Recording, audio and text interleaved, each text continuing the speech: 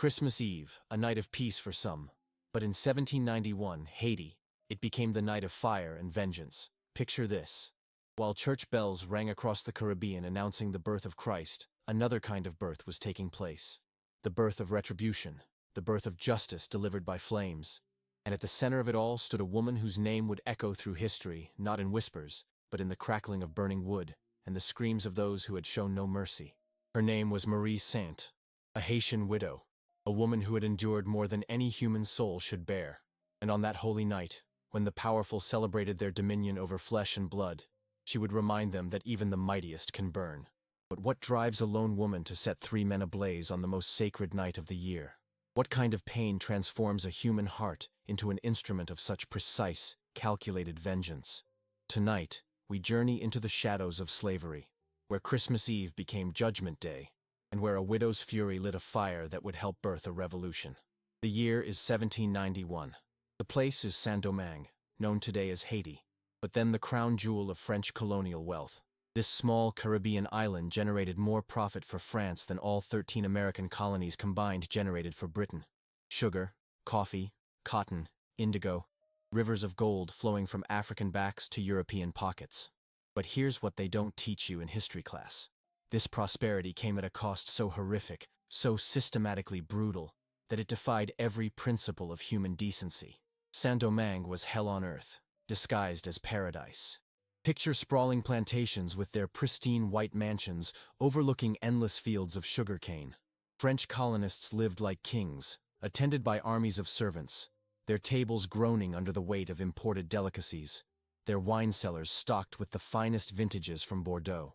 They wore silk from China, lace from Belgium, jewels from India. They called themselves the masters of creation. But step beyond those manicured lawns, past those ornate gardens, and you'd find the true foundation of this wealth. Over 500,000 enslaved Africans worked quite literally to death. The average life expectancy of a slave in Saint-Domingue was 7 years from arrival. 7 years. They were cheaper to replace than to sustain. Human beings reduced to a simple economic calculation. Work them until they drop, then buy fresh ones from the next slave ship. The punishments were designed not just to control, but to terrorize. Slaves were burned alive for attempting escape. They were buried up to their necks and smeared with honey, left for insects to devour their faces. Women were raped as casually as men might discuss the weather. Children were torn from their mothers' arms and sold like livestock. This wasn't occasional cruelty. This was the system. This was normal. This was Tuesday in paradise. And in this nightmare, there lived a woman named Marie Sainte. Now, the colonial records tell us precious little about her early life, because why would they? To the French, she was property that could speak. But we know she was born into slavery, probably in the 1750s, probably on one of the sugar plantations that dotted the fertile valleys of Saint-Domingue. We know she somehow gained her freedom, perhaps through the death of a master, perhaps through marriage to a free man of color. And we know that by 1791, she was a widow. But what kind of widow was Marie Sainte? Picture a woman in her 30s, her dark skin bearing the scars that every freed slave carried. Marks from whips, burns from branding irons, the invisible wounds that cut deeper than any blade. Her hands, calloused from years of cutting sugarcane under the merciless Caribbean sun. Her eyes, holding secrets that would make angels weep and devils tremble. Marie had been married to a free man of color, one of the few thousand souls who occupied that precarious middle ground between slavery and white privilege. These were people who could own property, who could marry, who could even own slaves themselves. But freedom for a black person in Saint-Domingue was always conditional, always fragile, always one white man's whim away from catastrophe. Her husband, history has not preserved his name, because history rarely preserves the names of black men who die quietly, had worked as a carpenter, perhaps, or a blacksmith, one of the skilled trades that free people of color were permitted to practice. But in 1790, something happened. The records are vague, as they always are when they concern the deaths of black men. But the whispers in the slave quarters told a different story.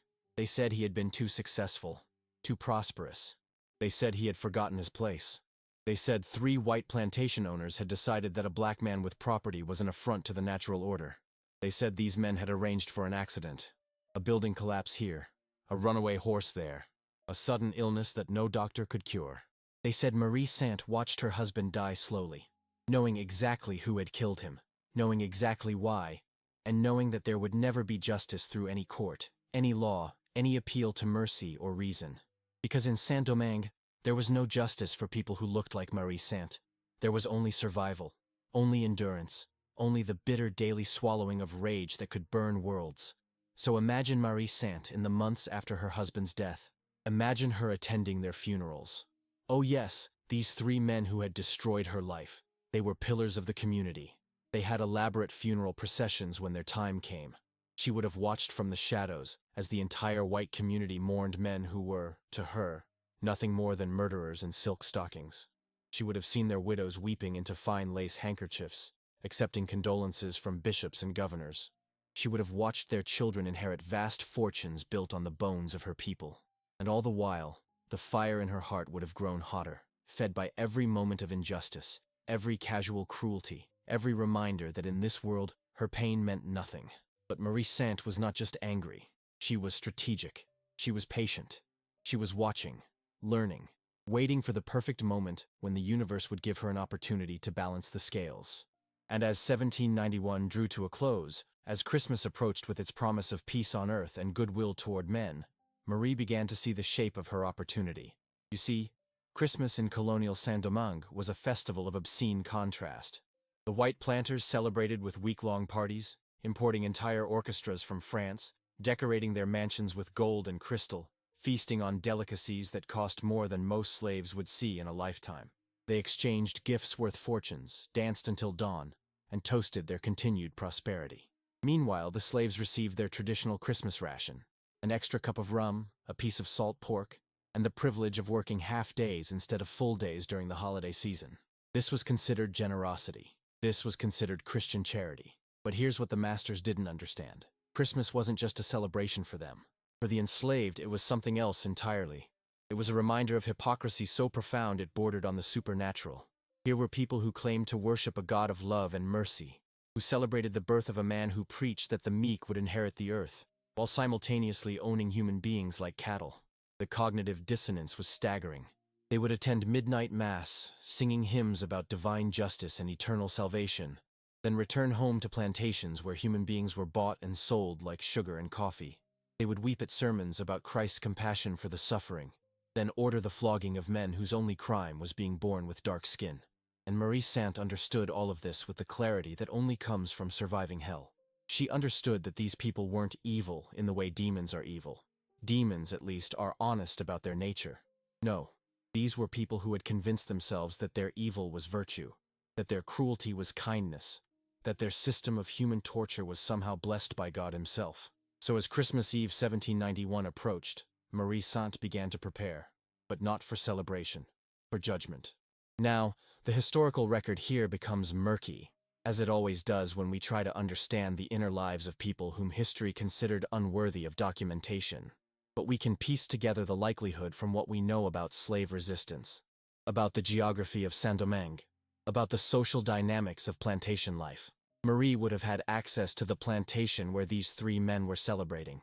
As a free woman of color, she might have been employed in some capacity, perhaps as a seamstress, perhaps as a cook, perhaps as one of the many service workers who made plantation life possible. Or perhaps she simply knew the layout from her years of slavery, from the countless times she would have been forced to serve at similar gatherings. She would have observed their habits, their routines, their vulnerabilities. She would have noticed how, during the Christmas festivities, the usual security relaxed, how the overseers got drunk, how the house slaves were busy serving, how the masters themselves became careless, confident in their absolute power, never imagining that retribution might come from someone they considered beneath notice. And so, on Christmas Eve 1791, as church bells rang across the colony, announcing the birth of the Prince of Peace, Marie Sainte made her final preparations. She gathered materials, old rags, lamp oil, perhaps some of the rum that flowed so freely during the holidays. She planned her route, her timing, her escape. She steeled her heart for what was to come. But understand this, what Marie was planning wasn't a crime of passion. This wasn't sudden rage or temporary madness. This was justice, carefully planned and methodically executed. This was a woman who had been pushed beyond the limits of human endurance, who had watched the legal system fail, who had seen mercy offered only to those who had shown none, finally deciding that if the courts wouldn't deliver justice, she would. Picture the scene. Christmas Eve, 1791. The plantation house blazing with light and music.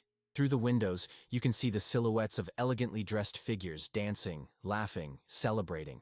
The sound of violins and harpsichords drifts across the tropical night air, mixing with the laughter of people who have never known want, never known fear, never known what it means to be treated as less than human. In the slave quarters, a different kind of gathering was taking place. Quiet conversations in a dozen African languages, whispered prayers to gods whose names the masters had tried to erase. Stories passed down from fathers to sons, mothers to daughters, about lands across the ocean where black skin was not a mark of slavery, but of nobility. And somewhere between these two worlds, moving through the shadows like an instrument of divine will, walked Marie Sainte. She would have approached the main house carefully, timing her movements to avoid the patrols, the servants, the casual observers who might notice something amiss. The Christmas celebration would have provided perfect cover. Everyone was focused on the party, on the music, on the endless flow of wine and food. The three men she sought were likely in the main parlor, the heart of the celebration. These weren't random victims. Marie had chosen them specifically. These were the men who had killed her husband. These were the men who represented everything wrong with the system that had destroyed so many lives. These were the men who would pay for centuries of unpunished crimes. She would have found them drunk, careless, surrounded by their friends and family, completely unaware that judgment was walking through their door. Can you imagine their shock when they first saw her? Here was a woman they probably didn't even recognize as an individual human being, standing in their private space, holding something that shouldn't be there. But before they could react, before they could call for help, before they could assert their authority, Marie struck. The historical accounts vary on the exact method. Some say she barricaded the doors first. Others say she started with the windows. But the result was the same. Three men who had lived their entire lives believing they were untouchable suddenly found themselves trapped in a room that was becoming their tomb. Fire is a terrible way to die. It's not quick, it's not merciful, and it's not quiet.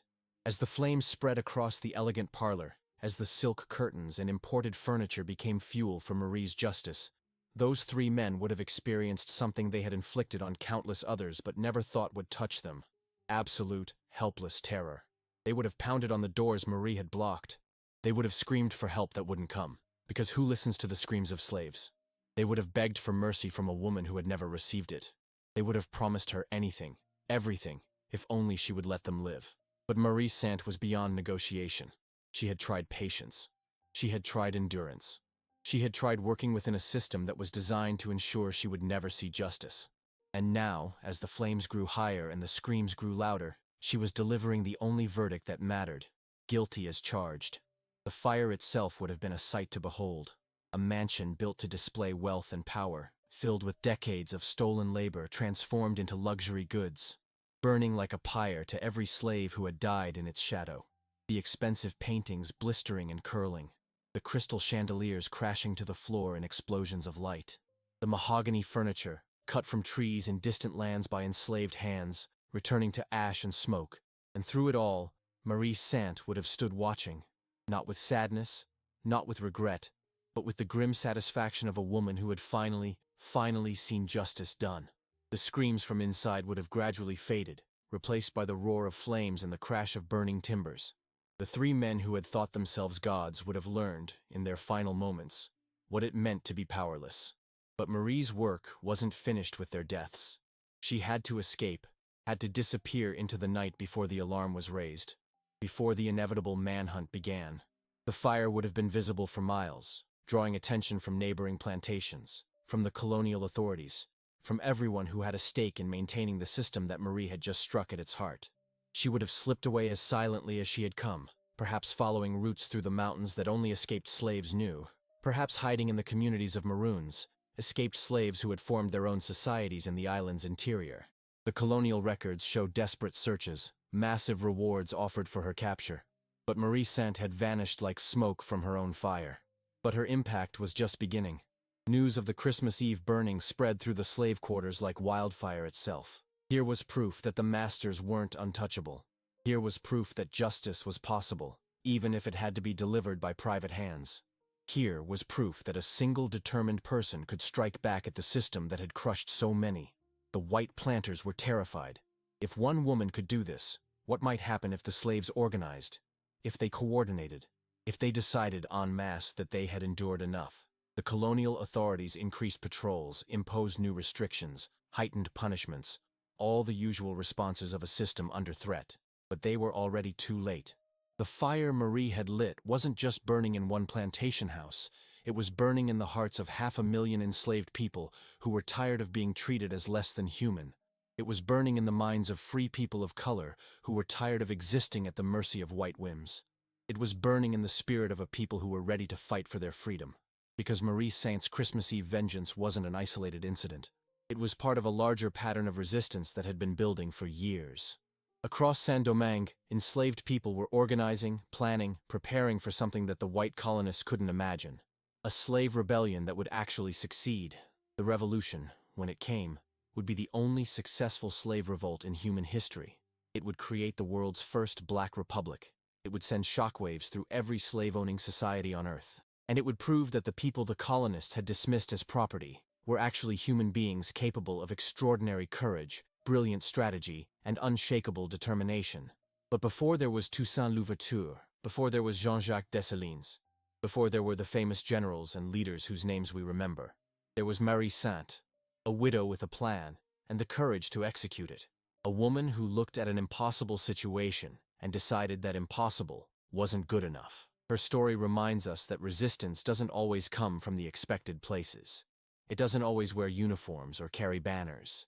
Sometimes it comes from someone the system has written off, someone who has been pushed beyond the breaking point, someone who decides that if the world won't change itself, she'll change it herself. The Christmas Eve burning sent a message that echoed far beyond Saint-Domingue. It reached the slave quarters of Virginia, where people heard whispers of a woman who had turned the master's own celebration into their funeral pyre. It reached the coffee plantations of Brazil, where enslaved people learned that resistance was possible. It reached the cotton fields of South Carolina, where mothers told their children that justice could come from the most unexpected hands. But the story doesn't end with the fire. The story ends with what that fire made possible. Within a year of Marie's Christmas Eve vengeance, Saint-Domingue erupted in full-scale revolution. The 500,000 enslaved people rose up in coordinated rebellion, fighting with a ferocity and skill that stunned the colonial powers. They defeated the local militia. They defeated French reinforcements. They defeated Spanish interventions and British invasions. They fought for over a decade, through betrayals and setbacks, through the rise and fall of leaders, through moments when all seemed lost. And in the end, they won. On January 1st, 1804, Saint-Domingue became Haiti, named after the Taino word for mountainous land, reclaiming an identity that existed before Columbus, before slavery, before the nightmare that Marie Sainte had helped to end. It was the second independent nation in the Americas, after the United States. But unlike the American Revolution, which preserved slavery, the Haitian Revolution destroyed it forever. The new Haitian Constitution declared that all people, regardless of color, were free and equal citizens. It outlawed slavery not just for Haitians, but for anyone who set foot on Haitian soil. It created a sanctuary for escaped slaves from across the Americas. It proved that the ideals of the Enlightenment, liberty, equality, fraternity, weren't the exclusive property of white men in powdered wigs, and Marie Sainte, whether she lived to see it or not, had lit the spark that made it all possible. Her Christmas Eve fire had announced that the age of unquestioned white supremacy was ending. Her refusal to accept injustice had inspired others to refuse as well. Her willingness to risk everything for the chance at justice had shown that such chances were worth taking. But here's what makes Marie's story even more remarkable. She represents the thousands of women whose names history didn't preserve, whose stories weren't recorded, whose resistance was dismissed or ignored. For every Marie Sainte we know about, there were dozens of others. Women who poisoned their master's food, who helped slaves escape, who passed intelligence to rebel forces, who raised children to understand that freedom was worth fighting for. These women understood something that their oppressors never grasped, that systems of domination, no matter how total they appear, are always vulnerable to the determined resistance of people who refuse to accept their assigned place. They understood that power based on force is ultimately fragile because it depends on the cooperation of its victims. The forgotten army of black women who fought slavery didn't wear uniforms or carry titles. They worked in kitchens where they had access to poison. They served in houses where they could overhear plans and pass information. They raised children in slave quarters where they could teach the next generation that bondage was not natural, that freedom was possible, that resistance was a duty to the ancestors and a gift to the unborn. They practiced what we might call everyday resistance, the slow, patient, persistent undermining of a system that sought to break their spirits. They sang songs that sounded like spirituals to white ears, but carried coded messages about escape routes and safe houses. They told stories that seemed like harmless folklore, but actually preserved African cultural knowledge and political wisdom. They practiced medicine that appeared to be simple healing, but sometimes delivered justice through carefully administered toxins. But Marie Sainte represented something different, the moment when everyday resistance transforms into revolutionary action.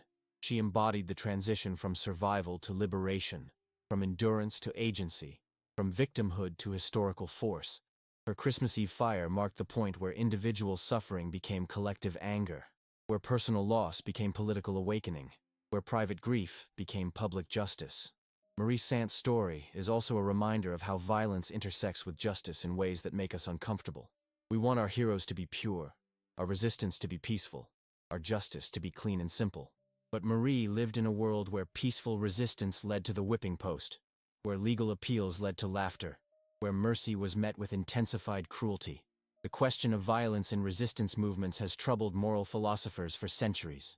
Is it ever justified to use the master's tools to dismantle the master's house? Can violence in service of liberation be morally different from violence in service of oppression? Are there situations where the only way to preserve human dignity is to meet force with force? Marie Sainte's answer was written in fire across the Christmas Eve sky. She didn't choose violence because she loved it. She chose it because it was the only language her oppressors understood. She chose it because every other option had been systematically closed off. She chose it because sometimes, when facing a system designed to crush your humanity, the only way to preserve your dignity is to fight back, regardless of the consequences. Her violence was not the random cruelty of the oppressor, but the calculated justice of the oppressed. It was not sadistic entertainment, but surgical precision. It was not the pleasure of causing pain, but the necessity of stopping it. The 3 men who died in her fire had themselves used violence, legal, systematic, socially sanctioned violence, to destroy countless lives. Marie simply returned their violence to them, concentrated and personalized. The Christmas Eve burning was terrible in its immediate impact. 3 men died horrible deaths, but it was also necessary in its larger purpose. It demonstrated that the system of slavery could be resisted, that the people it oppressed were not powerless, that justice delayed by the courts could be delivered by other means. And perhaps that's the most important lesson of Marie Sainte's story, that ordinary people, pushed beyond endurance, are capable of extraordinary acts that change the world. She wasn't a trained revolutionary. She wasn't a political leader. She wasn't wealthy or connected or educated in the formal sense. She was a widow who had lost everything, who had been written off by history before she had even acted. But she had something more powerful than wealth or education or connections. She had righteous fury, strategic patience, and the courage to act when action was required. She had the understanding that if justice wouldn't come from above, it would have to come from below. She had the willingness to sacrifice her own safety for the possibility of a better world. Consider the psychological transformation that Marie underwent in the months leading up to Christmas Eve 1791. She had to overcome not just external obstacles, but internal barriers that slavery had designed to prevent exactly this kind of resistance. She had to reject the Christian teaching that suffering was noble, that patience was virtue, that forgiveness was always better than justice. She had to embrace older, deeper truths about human dignity and divine justice. She had to connect with ancestral wisdom that taught that some crimes demanded payment, that some wrongs could only be righted through action, that some systems could only be changed through their destruction. She had to become, in essence, a different kind of person, not the submissive victim that slavery wanted to create, but the autonomous agent that freedom required. This transformation didn't happen overnight. It was the result of months of reflection, planning, and spiritual preparation. Marie had to study not just the practical details of her plan, but also its moral dimensions. She had to convince herself that she had the right to take lives, even the lives of people who had taken so many others. She had to overcome the doubt, fear, and conditioning that slavery had instilled in her from birth. When she finally acted, She did so with the full knowledge that she was crossing a line from which there could be no return. She understood that her action would brand her as a criminal in the eyes of colonial law, as a terrorist in the minds of white society, as a murderer by the standards of Christian morality. But she also understood that she was claiming her humanity in the only way that her world allowed, through the assertion of her power to shape her own destiny. The fire she lit didn't just burn down a mansion. It burned through the myth that oppression was natural, that slavery was acceptable, that some people were born to rule while others were born to serve. It burned through the comfortable lies that let people sleep peacefully while profiting from others' suffering. It burned through the notion that the powerful were untouchable, that the system was unchangeable, that resistance was futile. In its place, Marie's fire lit something new: the possibility of revolution, the promise of freedom, the understanding that no injustice, no matter how entrenched, is permanent. It lit the way for Toussaint and Dessalines, and thousands of other rebels whose names we'll never know but whose courage shaped the world we live in. Her legacy extends far beyond the immediate political impact of her action. Marie Sainte proved that individual conscience could override social conditioning, that personal courage could challenge institutional power, that moral clarity could cut through legal confusion. She demonstrated that when systems fail to provide justice, individuals must be prepared to create it themselves. This doesn't mean that everyone should follow Marie's example literally. Few of us face the absolute extremity of chattel slavery, and violence should always be a last resort when all other options have been exhausted. But her story offers lessons that apply to any situation where institutional power protects injustice, where legal systems serve only the privileged, where patient reform has been tried and found wanting. Marie Sainte teaches us that resistance is both a right and a responsibility, that comfortable compliance with unjust systems is itself a form of violence, that sometimes the most radical act is simply refusing to accept the unacceptable. She reminds us that change doesn't always come through proper channels, that justice doesn't always wear official robes, that sometimes the only way to stop a system built on violence is to meet that violence with resistance equally determined. Her story also speaks to the particular role of women in liberation movements, not as passive victims waiting for male heroes to save them, but as active agents capable of strategic thinking, brutal honesty, and revolutionary action. Marie didn't wait for permission to seek justice. She didn't ask for help from authorities who had proven themselves untrustworthy. She identified what needed to be done and did it herself, with her own hands, on her own terms. This aspect of her story resonates across centuries and continents. From the women who smuggled Jewish children out of Nazi ghettos, to the mothers who fought apartheid in South Africa. From the suffragettes who endured imprisonment for voting rights to the civil rights activists who faced police dogs and fire hoses. Women have consistently understood that freedom requires more than moral appeals. It requires action, sacrifice, and the willingness to pay the full price for liberation. Marie Sainte stands in this tradition not as an exception, but as an example of what becomes possible when moral clarity meets strategic thinking, when personal pain transforms into political action, when individual courage catalyzes collective change. Her Christmas Eve fire announced to the world that the age of unchallenged oppression was ending, that new forms of justice were being born, that the future belonged to those brave enough to claim it. On that Christmas Eve, as religious communities across the Caribbean celebrated the birth of Christ with prayers for peace and goodwill, Marie Sainte delivered a different kind of gospel. Her message was harder, more demanding, more transformative than anything preached from colonial pulpits. It declared that the meek wouldn't inherit the earth by waiting patiently for heavenly justice. They would claim it by refusing to accept earthly injustice. Her gospel proclaimed that love without justice is meaningless, that peace without freedom is slavery, that mercy without accountability is complicity. It announced that the God who liberated the Israelites from Egyptian bondage was still in the liberation business, still working through people brave enough to risk everything for the chance to be free. And as the flames died down on Christmas morning, as the search parties spread out across the island, as the colonial authorities tried desperately to restore their shattered sense of security, something fundamental had changed. The age of unquestioned slavery was ending, not because of moral persuasion or legal reform, but because people like Marie Sainte had decided it would end. Her story echoes through time, speaking to everyone who has ever faced impossible odds, who has ever been told that their suffering doesn't matter, who has ever been advised to be patient while injustice flourishes. It reminds us that change doesn't always come through proper channels, that justice doesn't always wear a judge's robes, that sometimes the only way to stop a system built on violence is to meet that violence with resistance equally determined. Marie Sainte's Christmas Eve fire wasn't the end of slavery. That would take decades more of struggle, war, and revolution. But it was a beginning. It was a declaration that the enslaved were not passive victims, but active agents of their own liberation. It was a promise that every injustice carried within it the seeds of its own destruction. It was a warning that power without accountability, privilege without responsibility, wealth without conscience would ultimately consume themselves. And in that warning, in that promise, in that beginning, we find the true meaning of Christmas Eve 1791. Not peace on earth in the sense of quiet acceptance of evil, but peace on earth in the sense of active resistance to everything that makes peace impossible.